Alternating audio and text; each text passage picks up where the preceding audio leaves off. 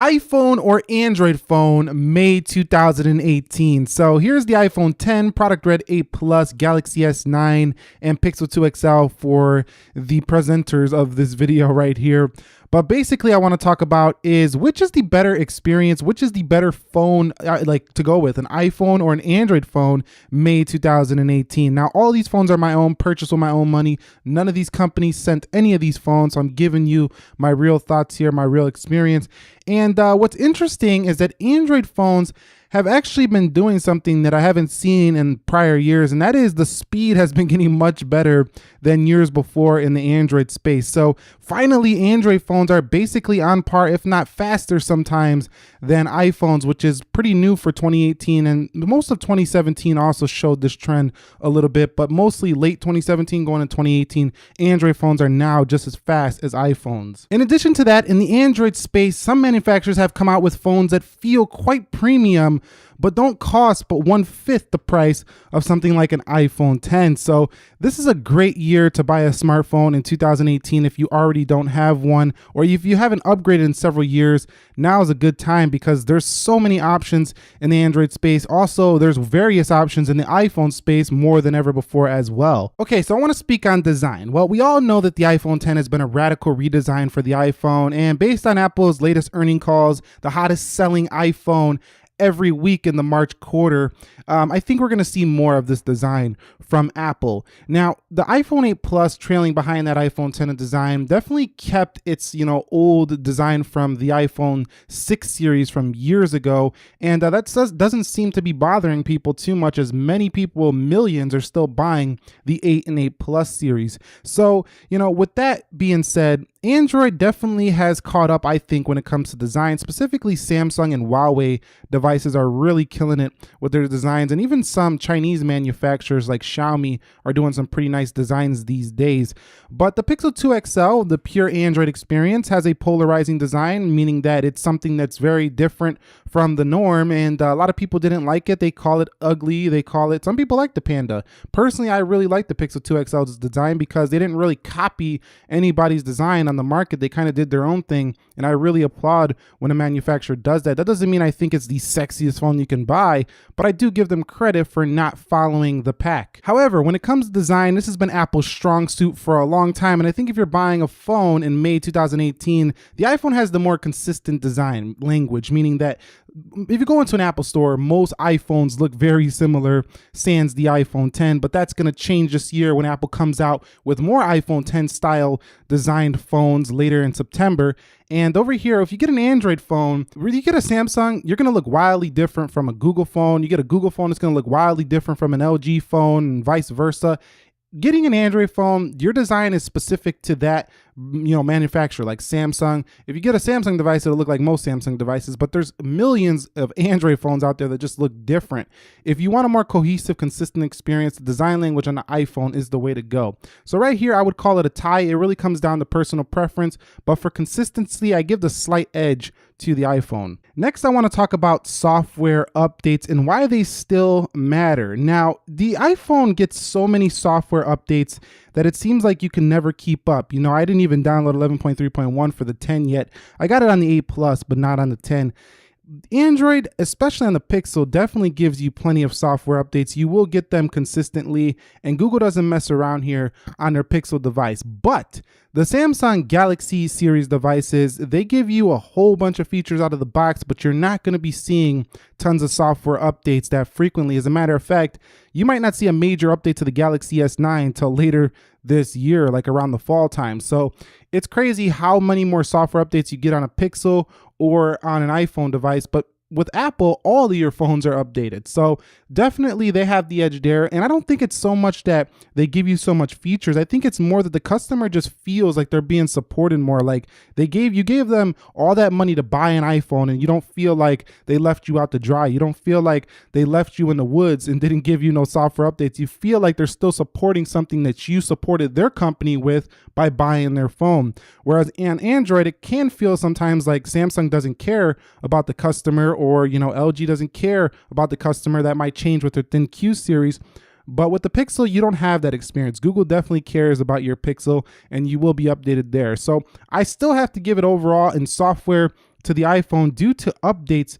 And when it comes to customizability and elegance, that's really up to your own take. Like if you like a more polished experience or a more customization, that's a preference. But I think that just because in May 2018, Android's still lagging behind on software updates, the recommend goes to the iPhone here just because of that alone. So in this next area, the iPhone is a total loss here when it comes to the Assistant. So Siri is pretty good. It does most of the basic things, but Google Assistant just cannot be matched on the iPhone. So you got this big, large power button over on iPhone 10. You can squeeze the Google Assistant over here, and this is much more natural than people think. It might seem silly when you're seeing it on camera, but use a Pixel 2 for a few weeks and you'll see what I mean as to how natural that feels to just start squeezing that. You definitely remember to use that quite a bit. And most Pixel 2 users, if you have a Pixel 2, let them know in the comments. They're going to agree with me there. That squeeze feature is awesome for the Pixel 2 XL. So when it comes to assistants, I'm going to have to give it to Android. The Google Assistant is just crushing it right now. Now, the Samsung gives you more of a convoluted experience with the Bixby and the Google Assistant, so I can't give Samsung the win here when it comes to, the assistants. But overall, Android, just having Google Assistant on all Android phones, you can disable Bixby, makes it a win for the Android platform when it comes to that regard, May 2018. So I want to discuss the area of battery life now. Now, the iPhones have come a long way when it comes to battery life. I haven't had great experiences with them in the past, and Androids have been pretty good on battery for a while now. The iPhone 10 and the 8 Plus are some seriously good, long-lasting iPhones. If you want to get an iPhone that's going to last throughout the day, those are two to take a look at. But the Pixel 2 XL still lasts longer than both of them, in my experience, as does something like the Samsung Galaxy Note 8. Now, I haven't had such good luck with the S9 Plus, but Pixel 2 XL lasts longer than both of these phones right here when you're actually using the phone. Now, standby time is still amazing on iPhones, but standby time on the Pixel 2 XL is amazing as well.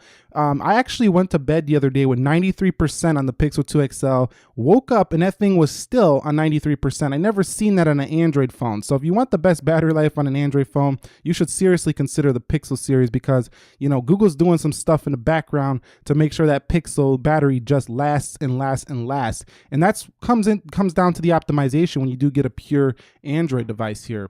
So when it comes purely to battery life, I still have to give the win over here to the Android side, May 2018. Now, I just want to quickly brush over security. Encrypted out of the box, iPhones are some of the hardest phones to break into, to hack. Look at any studies online. Just do a quick Google search. Which phone has better security, iPhone or Android? You're going to see iPhone winning on almost every article that you do come across. Studies have shown that the Android system is just a little bit more vulnerable than the iPhone system. Now, the Pixel 2 XL, with its continuous security updates and patches straight from Google, is probably one of the more secure phones you can buy. So I wouldn't be too worried about using a Pixel 2 XL or a Samsung device with the built-in Knox. But I'm talking about all those other littler manufacturers, or cheaper phones. That's really where you're going to be a little bit vulnerable on the Android side of things. Not so much on the flagship end, but still the iPhone overall, you can buy an iPhone at any price point and you could rest assured that the security game is going to be strong here. So if you're going straight for, I want a secure phone, I don't want to be dealing with viruses and I'm afraid of those things, then you probably want to get an iPhone. You're going to be happier there. Now let's quickly brush over hardware. What I mean by that is screen size, quality, cameras, and specs basically. And here's where Android is still ahead. So Android still has better specs, spec for spec. If you compare an iPhone to an Android phone, you're going to find better specs on a spec sheet for Android phones. But does that really matter in the real world? Not really, because of the optimization, again, of iPhone really does keep up with the Android side, even though it has quote unquote lesser specs.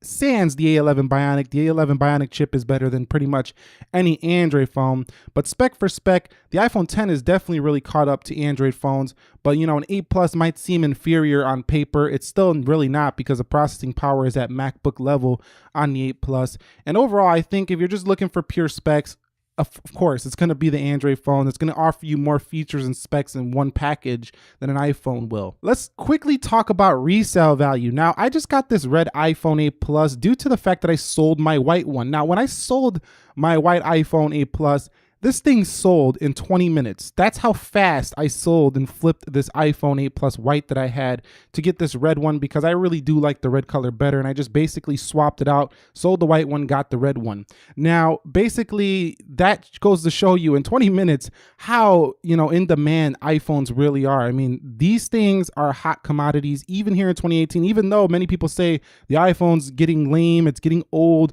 who cares really about iPhone? A lot of people do say these things. The sales don't really show that. Now, if you go to resell a Galaxy S9 in like 2 years, you're going to lose, like, its value is just going to plummet. Like, already you can get a 64 gig S9 for like $200 cheaper than launch price, and it's only been out 2 months. Now, imagine 1 year later, $300-$400. That's a hard pill to swallow when you are using, you are going to pay about $800 for a Samsung now, and then when you go to sell it, you're only going to get about $300-$400 back.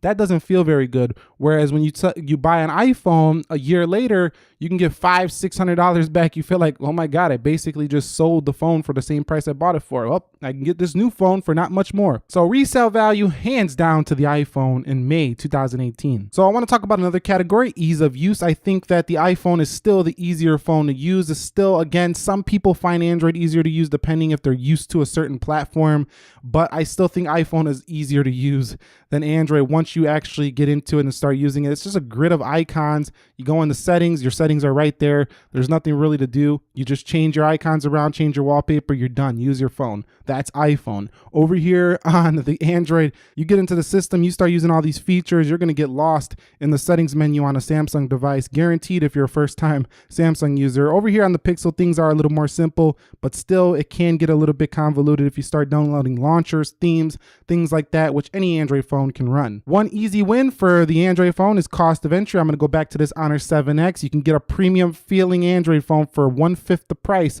of an iPhone 10.